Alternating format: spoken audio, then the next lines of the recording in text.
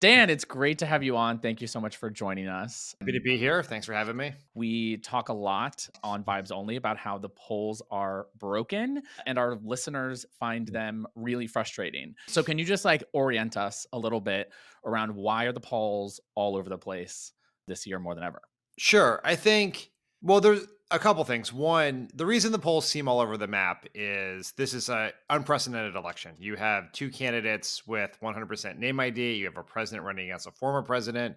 You have the two oldest people to seek office in history. You have one of those candidates with 91 felony indictments in the middle of an ongoing primary. But what I would say is Biden up 6 and Biden down 5 mean the same thing, right? At this point, polling is not designed to tell us exactly what's going to happen 9 months from now. It's designed to tell us what is happening right now, and polls have a margin of error. And so, what all of the polling says is this is a very, very close race. Maybe you average all the polls out, Trump has the slightest of advantages right now, but that doesn't tell us very much about what will happen 9 months from now. So I think one thing that I try to tell people is just stop freaking out about every individual poll. Don't tune out the bad polls and only focus on the good polls. Don't try to unskew the polls and try to become an amateur statistician and like dig into the sample sizes and all of that. Glennis, do you hear that? You have to stop looking at the crosstabs. It's Right. enough Well, out of so you. someone for me, I am not reading the polling. How does one stay motivated or grounded in the polling if it is so wonky and it's up and down? And how often do the polls come out so that should we be checking them every month, every 2 months? And what to do if anything when we see the numbers? Well, I think the polls are going to come out with increasing frequency as we get closer to the election. You don't have to check the polls at all. That's also an option.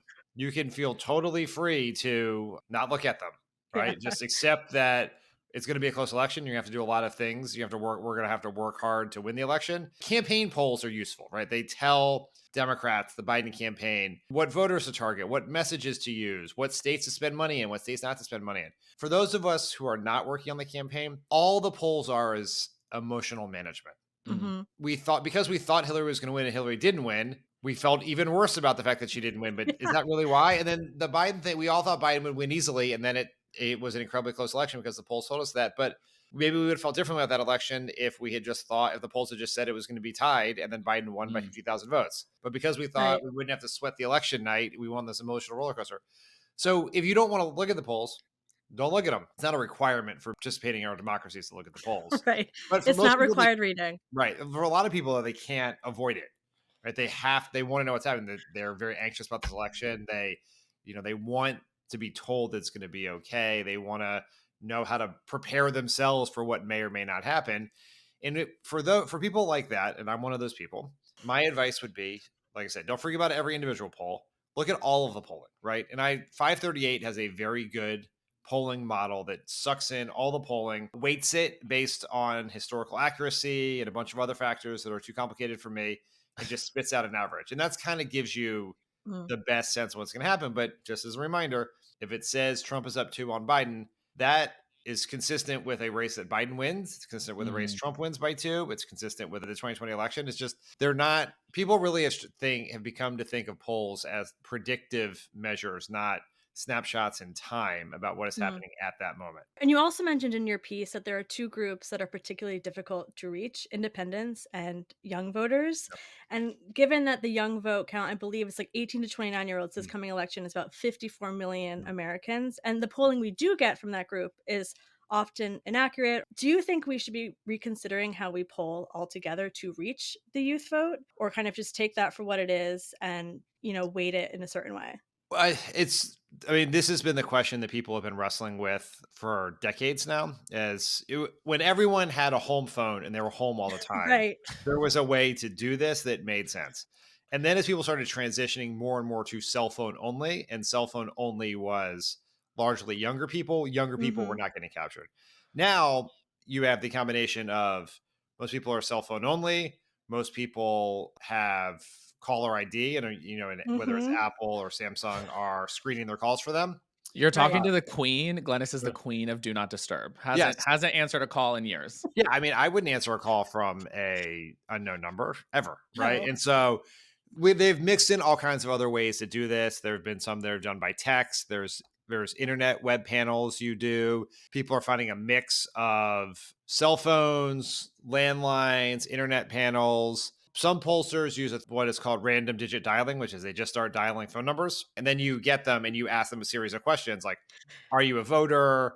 Are you, where do you live? And they go from there. The Mm. young vote has, while it's harder to reach those voters, has been pretty accurate in the past. This cycle, it is all over the map. You see some polls that has Trump winning 18 to 29. You have some where Biden is barely winning.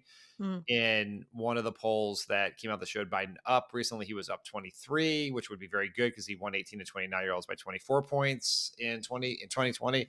It's all over the map. And the same thing with independents. And so whenever I see big spreads in polls, and last week, which is what caused me to write this piece, it was so disorienting, was one moment, great poll for Biden. Oh, maybe he's turned the corner, consumer confidence up, things will look good. Oh no, another mm, poll down. And they're all from high quality pollsters. I look at the independent numbers and the young voter numbers, and the independent spread is gigantic. There's like a mm, 26-point spread between Biden being up 15 in the Quinnipiac poll where he's winning and being down like 9 or 11, I think, in some of these other polls, like the Bloomberg swing state poll. And so Mm. why is that happening? Harder to reach people.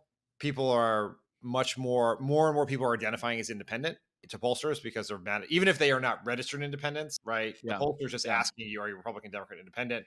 Given the historic dissatisfaction with both candidates, you're getting a larger group of people. So if you're getting a group of independents, but you don't know that in reality, that group of independents may act, the ones you just happen to find may actually be just some Democrats who are identifying as independent, Right. or some Republicans dissatisfied who with the party and the establishment but vote Trump, and you just don't know who that group is. Is you're getting these huge swings across. But that's why you take all the polls, and there's a margin of error. Is it accounts for that in the average, which is what gets you to a very narrowly, very close race.